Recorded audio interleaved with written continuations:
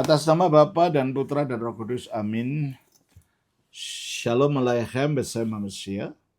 Selamat bertemu kembali saudara dengan saya Episkop Daniel dari Nikopolis, pendiri dan pemimpin dari Gereja Ortodoks Indonesia. Kita akan melanjutkan acara kita kali ini, yaitu melanjutkan pelajaran kita dari Injil Matius. Dari Injil Matius pasal yang ke-9 ayat 14 sampai dengan ayat yang ke-17. Tetapi sebelum kita mulai, saya minta kepada saudara-saudara yang baru saja menemukan video ini, atau saudara yang pernah berkunjung tetapi belum melakukannya, untuk subscribe. Dan jangan lupa untuk klik itu like-nya, supaya kalau ada video-video kami yang baru yang kami unggah, saudara akan mendapat notifikasi yang pertama. Dan juga jangan lupa untuk share video-video ini ke teman-teman saudara sebanyak mungkin. Dan kalau saudara merasa terberkati dengan pelajaran-pelajaran yang ada dalam video-video ini, dan saudara ingin mendukung bagi perkembangan daripada program ini, saudara bisa mengirimkan persembahan saudara ke alamat dari akun Bank Mandiri saya yang ada di bawah ini. Baik. Kita akan mulai bacaannya dari Matius pasal 9 ayat 14 sampai 17. Kemudian kepada Yesus dan berkata, "Mengapa kami dan orang Farisi berpuasa, tetapi murid-muridmu tidak?" Jawab Yesus kepada mereka, "Dapatkah sahabat-sahabat mempelai laki-laki berduka cita selama mempelai itu bersama mereka? Tetapi waktunya akan datang, mempelai itu diambil dari mereka, dan pada waktu itulah mereka akan berpuasa.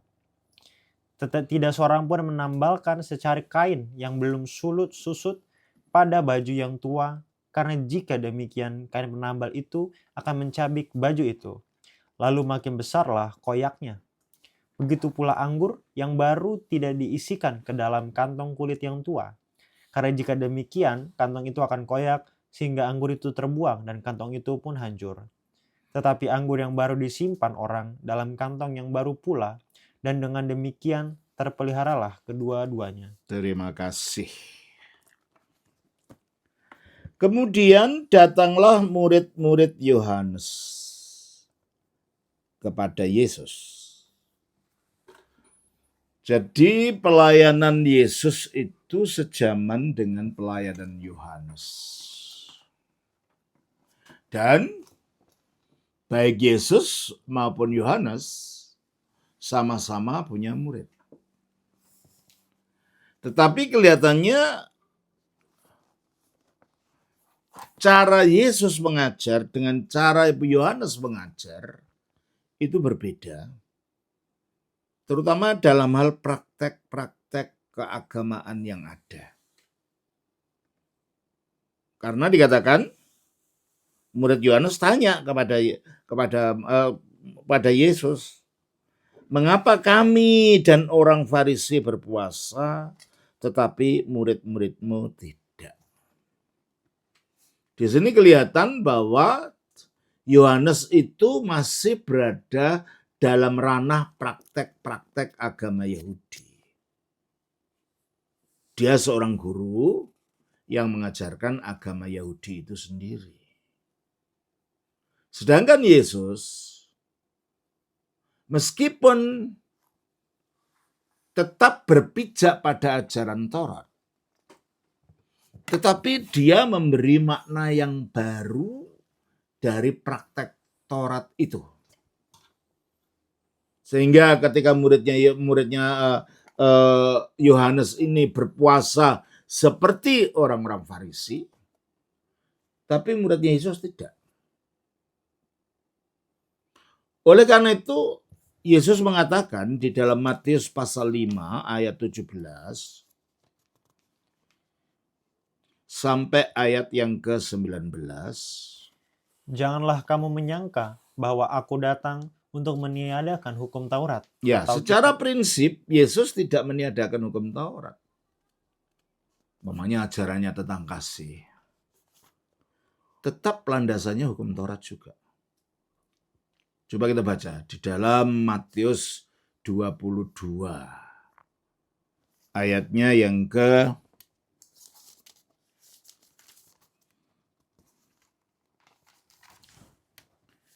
kita baca ayatnya yang ke 34 sampai dengan ayat 40. Ketika orang-orang Farisi mendengar bahwa Yesus telah membuat orang-orang Saduki itu bungkam, berkumpullah mereka. Dan seorang dari mereka, seorang ahli Taurat, bertanya untuk mencobai dia, "Guru, hukum manakah yang terutama dalam hukum Taurat?" Jawab Yesus kepadanya, "Kasihilah Tuhan Allahmu dengan segenap hatimu, dan dengan segenap jiwamu, dan dengan segenap akal budimu. Itulah hukum yang terutama dan yang pertama. Dan hukum yang kedua yang sama dengan itu ialah, kasihilah sesamamu manusia seperti dirimu sendiri. Pada kedua hukum inilah tergantung seluruh hukum Taurat dan kitab para nabi." Ya. Jadi ketika Yesus ditanya tentang yang terutama dari hukum Taurat, dia tidak menekankan pada sisi legal, sisi aturan-aturan yang bersifat syariah, kalau menggunakan bahasanya agama Islam, atau halakah kalau menggunakan bahasanya orang Yahudi. Tetapi dia menekankan pada sisi moral, kasih. Dan kasih ini landasannya tetap dalam hukum Taurat itu juga. Makanya dia tidak mengatakan dia mengatakan bahwa dia tidak meniadakan hukum Taurat. Nah, ketika ada orang mengatakan ajaran kasih yang diajarkan Yesus itu bersumber dari ajaran Buddha, metta karuna, cinta kasih tanpa batas, karena katanya di dalam Injil di antara umur 12 atau 13 sampai 29, Injil tidak menceritakan apa kegiatan Yesus. Lalu masa ini akhirnya diteorikan bahwa Yesus itu pergi keluar Israel, pergi ke India, dan juga ke Tibet. Di sanalah dia belajar agama Buddha. Nah, terutama ajaran kasih. Ada juga yang mengatakan dia belajar ilmu sihir dari Mesir. Itu adalah spekulasi. Kalau dasarnya Alkitab, Yesus tidak pernah pergi kemana-mana. Dari mana kita tahu? Dari rujukan yang ada dalam Injil Markus pasal 6. Injil Markus pasalnya yang ke-6 ayat yang ke-3 dan ke-4. Bukankah ia ini tukang kayu? Nah, coba kita baca ayat yang kedua. Pada hari Sabat, ia mulai mengajar di rumah ibadat, dan jemaat yang besar Kalau kita takjub. mulai ayat 1 kalau kita ayat 1. Kemudian Yesus berangkat dari situ dan tiba di tempat asalnya. Tempat asalnya mana? Nazaret. Sedang murid-muridnya mengikuti dia. Dan muridnya mengikuti dia. Terus? Pada hari Sabat, ia mulai mengajar di rumah ibadat, dan jemaat yang besar takjub ketika mendengar dia. Jadi jemaat yang besar di sinagoga itu atau rumah ibadat itu di tempat di mana dia dibesarkan di Nazaret, itu heran mendengar dia. Lalu apa katanya? Dan mereka berkata, Dari mana diperolehnya semuanya itu? Nah, dari mana diperolehnya semuanya itu, pengajaran-pengajaran itu? Kalau memang Yesus pernah pergi ke luar negeri selama bertahun-tahun, tentunya orang-orang sekampungnya itu akan berpikir, iyalah kan dia pernah pergi kemana-mana, mungkin dari sana. Tetapi tidak ada indikasi itu. Menunjukkan mereka tidak mengetahui bahwa Yesus pernah pergi kemana. Yang menunjukkan Yesus memang tidak pernah pergi kemana-mana. Terus? Dia dan mereka berkata, dari mana diperolehnya semuanya itu? Hikmat apa pulakah yang diberikan kepadanya? Hikmat apa pulakah yang diberikan kepadanya? Kalau mereka mengetahui bahwa Yesus sudah lama tidak pergi dari kampungnya, ya mungkin mereka bertanya, mungkin dia dapat ilmunya dari orang mana, orang Mesir, umpamanya. Tapi tidak ada indikasi itu. Itu yang pertama. Yang kedua, kalau memang betul Yesus pernah ke India, pernah ke Tibet, tentunya dia akan melewati Himalaya, bukan? Tentunya dia akan menjumpai para biku dan para Brahmin. Dan kalau itu memang betul, coba perhatikan, kalau dia membuat perumpamaan, dia tidak pernah berbicara tentang salju. Dia tidak pernah berbicara tentang gunung. Dia tidak pernah berbicara tentang biksu, tentang Brahmin. Yang dibicarakan ya tentang imam besar, tentang orang Farisi. Jadi orang-orang tokoh-tokoh agama yang ada dalam lingkup Yahudi itu sendiri. Lingkup agama Yahudi, lingkup di Israel.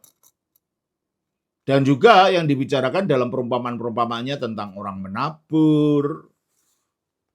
Ya, tentang perempuan kehilangan dinar. Dan tentang lain-lain yang semuanya itu adalah refleksi kehidupan di masyarakat Israel. Tidak ada berbicara tentang refleksi kehidupan di masyarakat yang pernah dia jumpai entah di Mesir, entah di India, entah di Tibet. Yang menunjukkan Yesus tidak pernah pergi kemana-mana. Berarti ajarannya itu ya ajaran bersumber dari Taurat gitu loh. Termasuk ajaran kasih karena dia sendiri mengatakan. Sumber dari mana itu? Dia mengatakan bahwa di atas kedua hukum Taurat ini ya dia mengatakan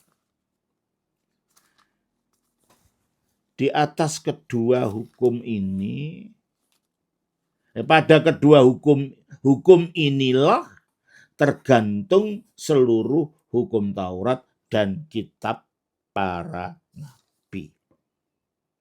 Nah, ayat yang pertama, ayat yang ke-37, kita baca. 37. Pasal 22 ayat 37. Jawab Yesus kepadanya, kasihilah Tuhan Allahmu dengan segenap hatimu dan dengan segenap jiwamu dan dengan segenap akal budimu. Ya, itulah hukum yang terutama dan yang pertama. Nah, ini dari mana diambil? Dari Ulangan 6 ayat 5. Kasihilah Tuhan Allahmu dengan segenap hatimu dan dengan segenap jiwamu. Dari Taurat. Ngapain jauh-jauh ke agama Buddha? Ngapain jauh-jauh merujuk kepada ajaran metakaruna? Orang dari Taurat sendiri ada tentang ajaran kasih kok. Itulah artinya Yesus tidak meniadakan hukum Taurat sebagaimana yang dikatakan di dalam Matius 5 ayat 17. Janganlah kamu menyangka bahwa aku datang untuk meniadakan hukum Taurat atau kitab para nabi. Aku datang bukan untuk meniadakannya, melainkan untuk menggenapi. Menggenapi bukan dalam arti mengulangi, menjalankan persis seperti bunyinya dalam sisi aturan-aturan fisiknya. Menggenapi artinya bahwa dia pertama, menggenapi janji-janji tentang Mesias yang ada dalam Taurat dan dia datang untuk menggenapi itu. Yang kedua, menggenapi makna yang terdalam dari Taurat itu. Dalam hal ini hukum kasih ini. Nah, ini kita buktikan. Ayat yang selanjutnya 18. Karena aku berkata kepadamu, sesungguhnya selama belum lenyap langit dan bumi ini, satu iota atau satu titik pun tidak akan ditiadakan dari hukum Tidak Taurat. akan ditiadakan. Nubuat-nubuatnya, ajaran-ajaran moralnya. Kecuali aturan-aturan yang hanya berguna untuk orang Israel pada masa mereka sedang sebagai orang nomaden. Muter-muter di padang gurun sesudah keluar dari Mesir. Ada aturan-aturan itu yang memang tidak berlaku. Yang khas untuk Israel. Tapi ajaran moralnya itu bersifat universal. Dan itu tetap ada sampai kapanpun. Dan itu yang ditegaskan, yang dikatakan Yesus bahwa dia bukan meniadakan, tapi menggenapi. Terus, ayat yang ke-20. Maka aku berkata kepadamu. Nah, mana ada 19 dulu. Karena itu, siapa yang meniadakan salah satu perintah hukum Taurat, sekalipun yang paling kecil, dan mengajarkannya demikian kepada orang lain, ia akan menduduki tempat yang paling rendah di dalam kerajaan sorga. Oke. Tetapi siapa yang melakukan dan mengajarkan segala perintah-perintah hukum Taurat, ia akan menduduki. Nah, ini perintah moral lebih. Bukan perintah aturan-aturan yang bersifat fisik. Dan itu yang dikatakan di dalam kitab Ibrani. Ibrani pasal 7 ayatnya yang ke-12. Sebab jikalau imamat berubah, tadinya dalam zaman perjanjian lama, imamatnya adalah imamat Harun dan keturunannya. Dan dalam perjanjian baru, imamatnya berubah yaitu imamat Melkisedek yang digenapi di dalam Yesus. Jadi kalau imamatnya berubah, dengan sendirinya akan berubah pula hukum Taurat dengan itu. sendirinya akan berubah pula hukum Taurat, yaitu sisi aturan-aturan dan hukum-hukum fisik itu telah berubah. Dan ini dibuktikan di sini. Matius 5 ayat yang ke-20. Maka aku berkata, 19 tadi. karena itu, siapa yang meniadakan salah satu perintah hukum Taurat, sekalipun yang paling kecil, dan mengajarkannya demikian kepada orang lain, ia akan menduduki tempat yang paling rendah di dalam kerajaan sorga. Oke, terus? Tetapi siapa yang melakukan dan mengajarkan segala perintah-perintah hukum Taurat, ia akan menduduki tempat yang paling tinggi di dalam kerajaan sorga. Nah, dia menjelaskan perintah hukum Taurat itu yang mana. Terus kan? Maka aku berkata kepadamu, jika hidup keagamaanmu tidak lebih benar daripada hidup keagamaan orang. Padahal hidup keagamaan orang Farisi itu sangat ketat mengikuti aturan-aturan hukum Taurat. Bentuk-bentuk halakahnya tadi. Bentuk-bentuk kalau bahasa Islamnya bentuk-bentuk syariatnya tadi. Mereka sangat rajin, bahkan mereka menjelaskan secara jelimet sampai penjelasan-penjelasan mereka itu menjadi suatu kumpulan hukum-hukum yang tertulis di dalam kitab Talmud. Dari rabi yang ini diterangkan rabi berikutnya, diperluas dan seterusnya sampai menjadi tebal. Menjadi kitab Talmud. Jadi perjanjian lama dari pandangan agama Yahudi yang sekarang itu, kacamatanya adalah kitab Talmud ini. Padahal Yesus berbicara lain, teruskan ayatnya. Jika hidup keagamaanmu tidak lebih benar daripada hidup Nah, keagamaan. gimana hidup keagamaan yang lebih benar itu bukan mengikuti aturan-aturan yang banyak itu, bukan.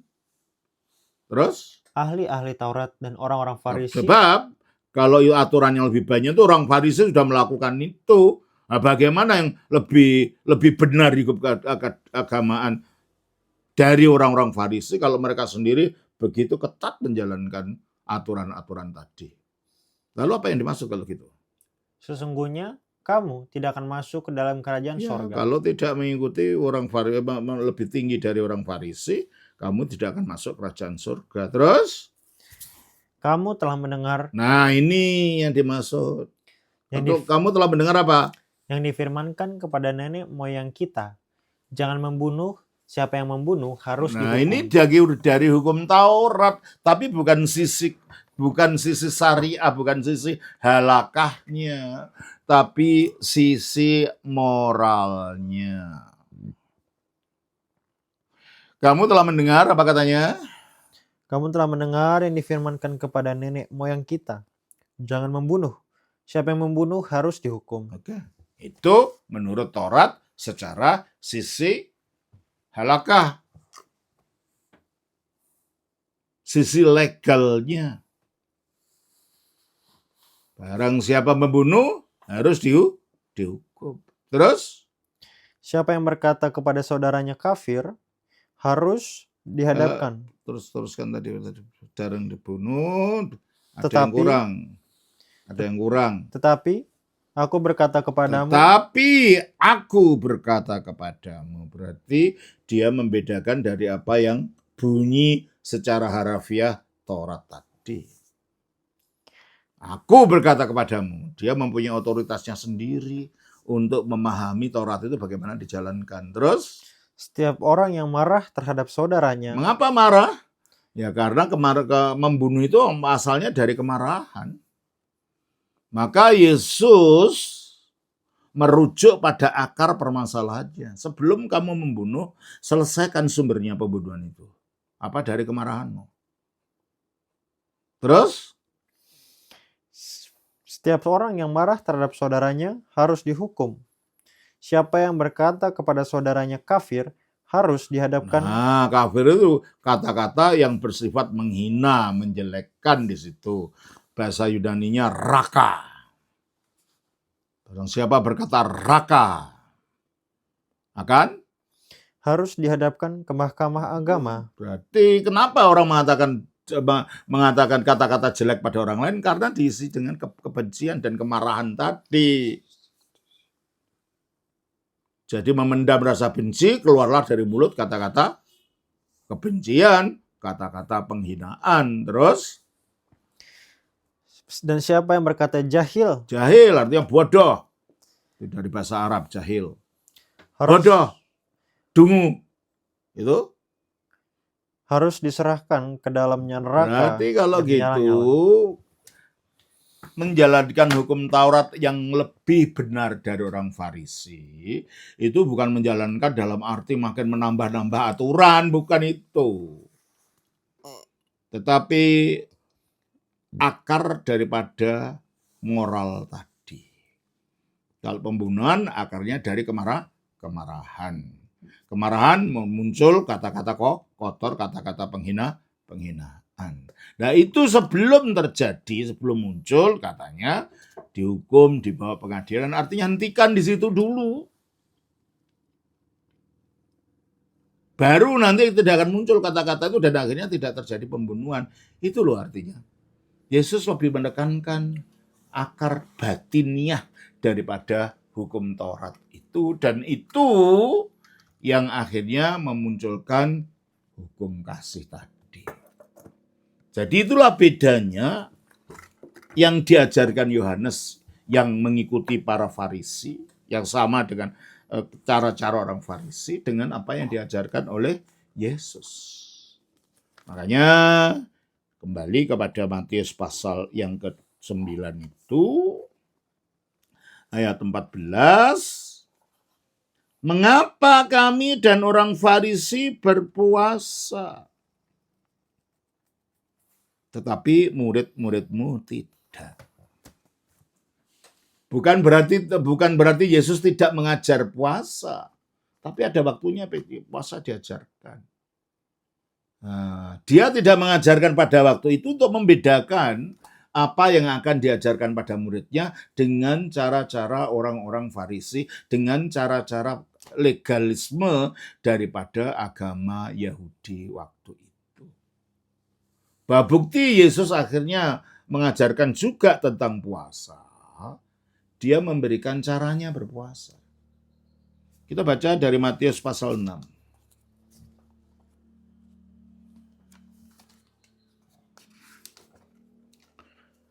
Matius pasal yang ke-6 ayatnya yang ke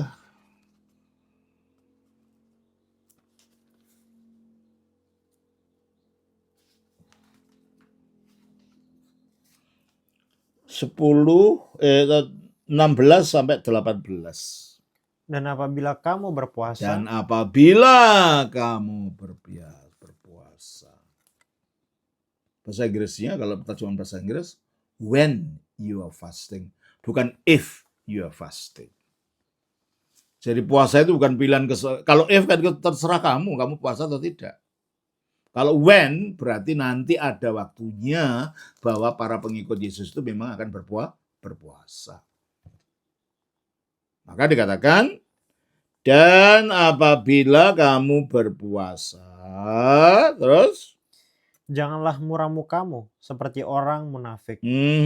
Mereka mengubah air mukanya supaya orang melihat bahwa mereka sedang berpuasa. Jadi puasa ini bukan aturan luar yang akhirnya untuk dipamerkan. Bukan. Puasa ini adalah pengendalian batin. Sekali lagi, Yesus lebih menekankan sisi moral, sisi pembenahan batin daripada hukum Taurat itu. Kembali.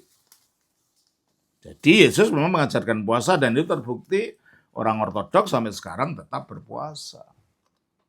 Kita baru saja selesai puasa Rasul karena kita memperingati Rasul Petrus dan Paulus. 3 minggu kita puasa. Nanti puasa mau Natal berapa? 1 bulan kita puasa. Puasa mau Paskah berapa? 3 bulan tambah 1 bulan tambah 7 hari. Dan belum lagi puasa setiap hari Senin. Tiap hari Rebo untuk memperingati pengkhianatan Yudas Iskariot atas Yesus. Dan setiap hari Jumat untuk memperingati kematian Yesus. Jadi kalau berbicara tentang puasa, umat ortodoks menjalankan puasa itu lebih lebih banyak gitu loh. Ya. Makanya kalau ada orang mengatakan Yesus itu agamanya Islam karena dia puasa. Loh, sebelum ada agama Islam kami udah puasa. Dan Yesus tidak pernah beragama Islam karena dia tidak pernah sholat di dalam masjid. Dia sholatnya di sinagoga sembayangnya. Yesus itu beragama Islam karena kalau sembayang dia sujud, kami juga sujud. Ya mengikuti apa yang diajarkan Yesus. Ya puasa, ya sujud, ya sholat, sembahyang. Ya. Jadi kalau Anda katakan itu, bahwa dengan tanda-tanda itu, Yesus disunat. Itu bukti Yesus itu Muslim. Saudara keliru, karena kalau Yesus disunat itu adalah ibunya yang mengatakan dia mengikuti aturan Taurat. Di mana dalam Imamat 12 ayat 1 dikatakan, Imamat 12 ayat 1, Tuhan berfirman kepada Musa demikian, katakanlah kepada orang Israel, apabila seorang perempuan bersalin dan melahirkan anak laki-laki, maka najislah ia selama 7 hari. Sama seperti pada hari-hari ia bercemar kain ia najis. Terus? Dan pada hari yang ke-8 haruslah dikerat daging kulit khatan anak Ya, itu. tuh. Berarti Yesus disunat itu karena ibunya menuruti Taurat, bukan karena Quran. Padahal malahan kalau dalam Quran tidak ada perintah kamu sunat, itu nggak ada. Yang ada malah di Taurat. Bagaimana orang yang menuruti Taurat kok dikatakan itu Muslim? Dan kalau Yesus sujud pun itu adalah ada di dalam Taurat. Coba kita baca di dalam Imam Nehemia pasal 8 ayat 6.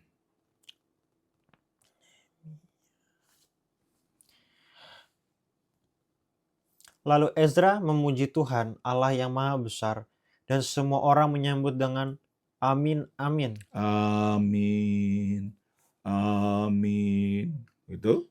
Terus Sambil mengangkat tangan. mengangkat tangan. Kemudian mereka berlutut dan sujud menyembah. Mereka berlutut dan sujud Menyembah kepada Tuhan dengan muka sampai ke tanah. menyembah kepada Tuhan dengan muka sampai ke tanah. Ini bukan dari Quran. Ini dari Alkitab kita sendiri, dan kita umat Ortodoks ya tetap menyembah dengan sembahyang dengan bersujud itu.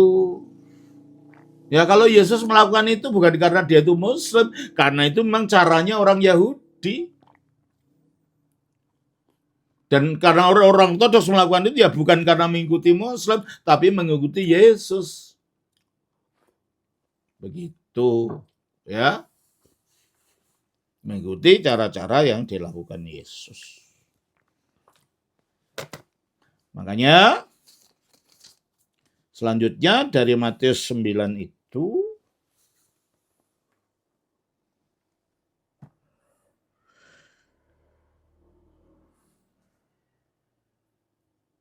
mengapa kami dan orang Farisi berpuasa tetapi murid-muridmu tidak? Ya karena puasanya akan berbeda, dan kalau mereka berpuasa pada saat yang sama dengan cara yang sama, mereka tidak akan bisa melihat inti perbedaan antara ajaran yang dibawa oleh Yesus dengan ajaran yang diajarkan oleh orang-orang Farisi. Dan ada makna lain dari ayat 15 dari Matius pasal 2 ini. Jawab Yesus kepada mereka, dapatkah sahabat-sahabat mempelai laki-laki berduka cita? Nah, sahabat-sahabat mempelai laki-laki itu murid-murid. Yang mempelai laki-laki adalah gelar untuk Yesus, karena Yesus sebagai mempelai laki-laki dan kita umatnya, jemaatnya itu adalah digambarkan sebagai mempelai perempuan yang ditunangkan kepada Yesus. 2 Korintus pasal yang ke-11, ayat yang ke-2 dan 3. Sebab aku cemburu kepada kamu dengan cemburu ilahi, karena aku telah mempertunangkan kamu sebagai Aku satu. telah mempertunangkan kamu, umat Kristen, dengan sebagai apa? Sebagai mempertunangkan kamu kepada satu laki-laki. Ya, itu mempelai laki-laki sebagai untuk membawa kamu sebagai perawan suci kepada perawan Kristus. suci. Ini makna rohani. Jadi Yesus menyebut dirinya sebagai mempelai laki-laki. Dan para rasul itu dikatakan sebagai sahabat-sahabat. Nah, selama mempelai laki-laki yaitu Yesus masih berada hidup dalam wujud manusianya dengan sahabat-sahabat yang mempelai lelaki, maka dia tidak akan mengajak mereka untuk berduka cita, karena puasa itu adalah perendahan hati, puasa itu adalah merupakan konsep duka cita terhadap dosa. Coba kita baca dalam Imamat pasal 16.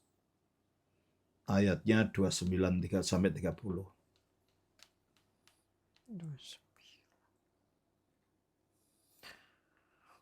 Inilah yang harus menjadi ketetapan untuk selama-lamanya bagi kamu, yakni pada bulan ke-7, pada tanggal 10 bulan itu, kamu harus merendahkan diri Merendahkan diri dengan berpuasa. dengan berpuasa. Jadi puasa itu bukan lambang untuk bersuka cita, merendah diri. Ya. Kalau bahasa Ibrani disebut inah nefesh. Dan inah nefesh artinya menekan jiwa. Dan jiwanya untuk merendahkan diri, mengakui dosa-dosanya kepada Allah, yang itu merupakan gambaran seperti duka cita. Nah, ketika pengantin laki-lakinya masih ada dengan sahabat-sahabatnya ini, ya mereka tidak akan berduka cita. Tetapi waktunya akan datang. Mempelai itu diambil dari mereka. Kapan? Waktu dia naik ke surga sesudah kematian dan kebangkitannya. Pada saat itulah mempelai laki-laki itu diambil. Dan disitulah mereka akan berpuasa, dan pada waktu itulah mereka akan berpuasa. Jadi berpuasa itu diajarkan oleh Kristus akan terjadi sesudah kenaikannya ke surga. Dan ini untuk membuktikan bahwa meskipun Yesus tidak meniadakan Taurat, tetapi Taurat yang dijalankan itu adalah sisi moral dan bukan aturan-aturan seperti yang diajarkan orang-orang Farisi. Sekali lagi, ini yang diajarkan Yesus, ini pula yang diajarkan Paulus. Kolose 2, ayatnya yang ke-16. Kolose 2. Karena itu janganlah kamu biarkan orang menghukum kamu mengenai makanan dan minuman, atau mengenai hari raya, bulan baru, ataupun hari Sabat. Bukan aturan-aturan yang bersifat legal ini yang diajarkan Yesus. Jadi Paulus bukan bertentangan dengan ajaran Yesus. Paulus tetap mengikuti ajaran Yesus. Maka kalau orang mengatakan Paulus lah yang mengubah ini dan itu, nggak ada itu.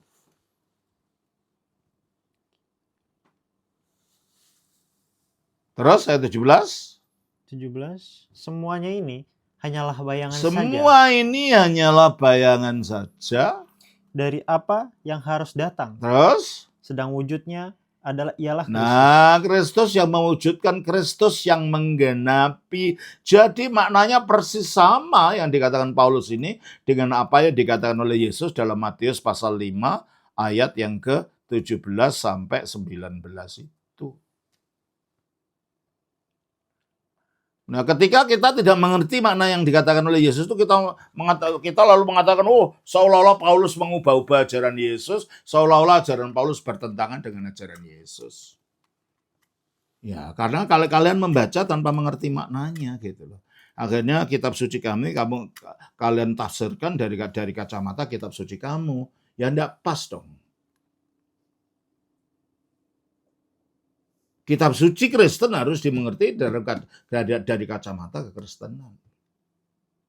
Dan itu pula yang diajarkan Paulus, sesuai dengan semangat yang diajarkan Yesus ini, di dalam Efesus 2, ayatnya yang ke-14. Karena dialah damai sejahtera kita, yang telah mempersatukan kedua pihak. Dan maksudnya yang mempersatukan, dialah damai sejahtera kita yang merukunkan dua belah pihak. Siapa? Yahudi dan non-Yahudi. Terus? Kedua pihak dan yang telah merubuhkan tembok pemisah. Nah, apa tembok pemisah? Aturan-aturan yang memisahkan orang Yahudi dan orang non-Yahudi. Itu aturan apa? Aturan masalah makanan, aturan tidak boleh berkumpul ini dan itu. Jadi aturan-aturan yang bersifat legal ini, itu yang dirobohkan. Tapi bukan Taurat dalam inti moralnya itu. Sedangkan itu ibadahnya dan lain itu sudah digenapi dalam Yesus. Namanya korban. Korbannya digenapi di dalam kematian Yesus di atas salib. Dan itu sudah saya bahas di dalam beberapa video saya yang lain. Saudara cari nanti. Saya nggak akan membahas itu lebih panjang. Jadi sebenarnya nggak ada pertentangan antara ajaran Paulus dan ajaran Yesus. Paulus mengikuti apa yang dikatakan Yesus.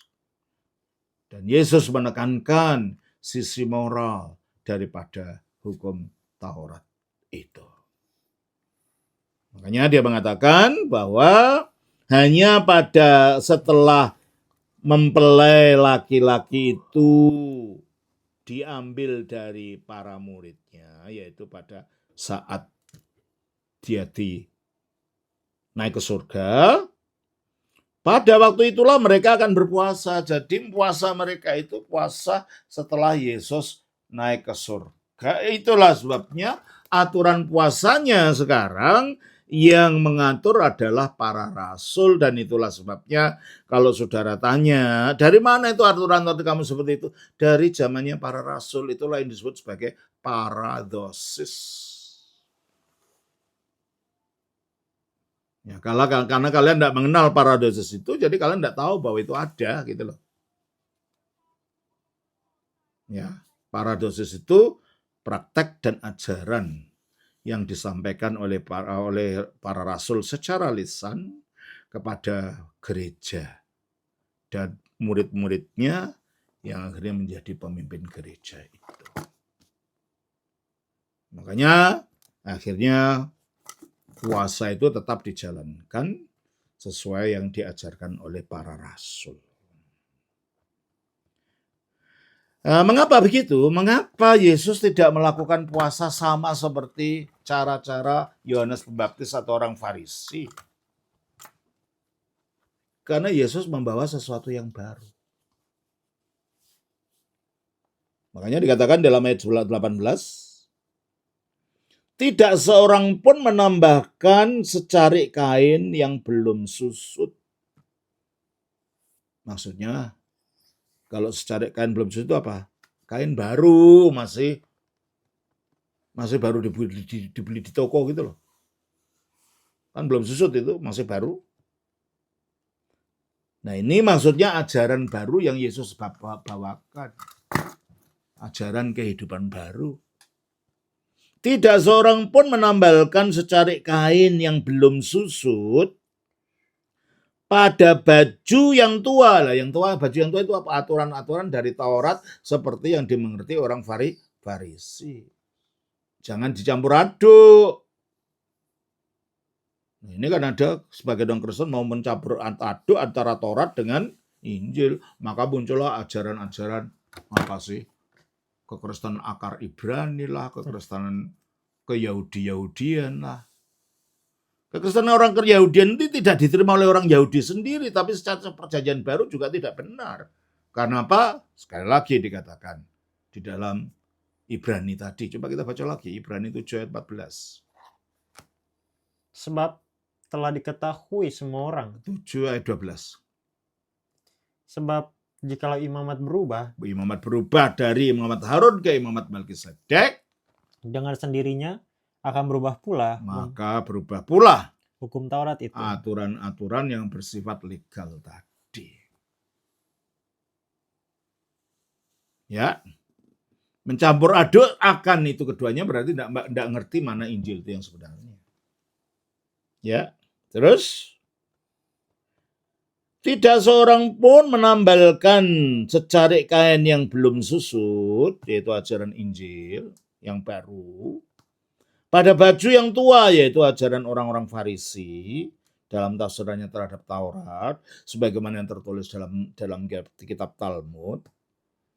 Karena jika demikian, kain penambal itu akan mencabik baju itu, lalu makin besarlah koyaknya. Jadi kacau balau gitu loh. Agama yang campur aduk itu bikin kacau balau. Ya sudahlah, relalah agamamu, agamaku. Jangan dipaksakan harus cocok dengan itu. Lah enggak cocok dicocok-cocokkan gimana? Ya memang enggak cocok kok ya. Setujulah untuk tidak setuju gitu loh. Jangan dipaksakan.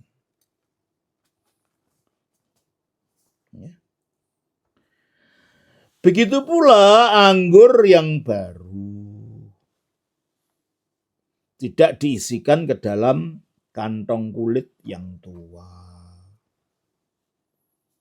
Menghidupi kehidupan baru dalam Kristus yang digambarkan sebagai anggur yang baru itu. Wadahnya bukan kantong tua, aturan-aturan Taurat. Wadahnya adalah wadah baru, apa itu? Hidup yang diperbarui, hidup yang diubahkan, hidup yang telah diberi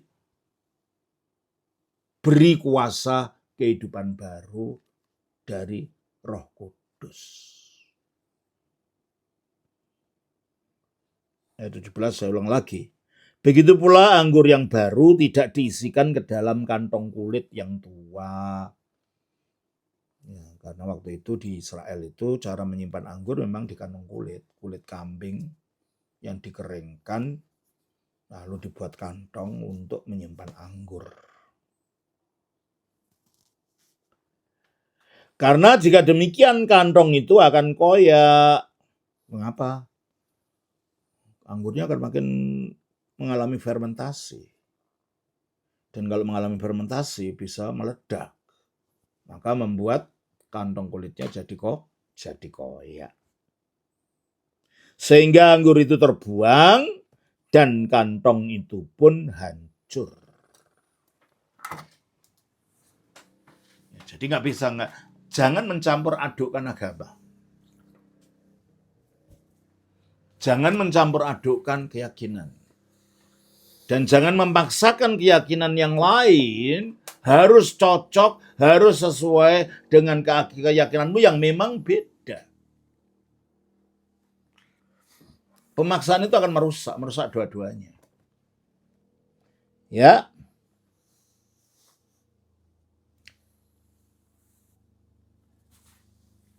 Tetapi anggur yang baru, yaitu ajaran yang baru oleh kuasa Roh Kudus, disimpan orang dalam kantung yang baru pula. Dalam cara-cara yang baru, dalam bentuk yang baru. Jadi jangan dicampur aduk antara cara-cara perjanjian lama dengan cara perjanjian baru. Perjanjian baru punya caranya sendiri. Dan cara itu yang disampaikan di dalam paradosis oleh para rasul yang tetap dipelihara oleh gereja ortodoks sampai sekarang. Tidak diubahkan. Ya. Anggur yang baru disimpan dalam kantong yang baru pula dan dengan demikian terpeliharalah kedua-duanya. Ajaran Injilnya murni, prakteknya murni, bukan merupakan ajaran yang bersifat sinkretisme campur baur tidak karu-karuan. Demikianlah saudara yang dapat saya sampaikan untuk hari ini.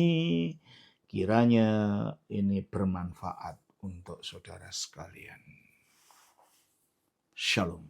Nama Bapa, Putra, Roh Kudus. Amin.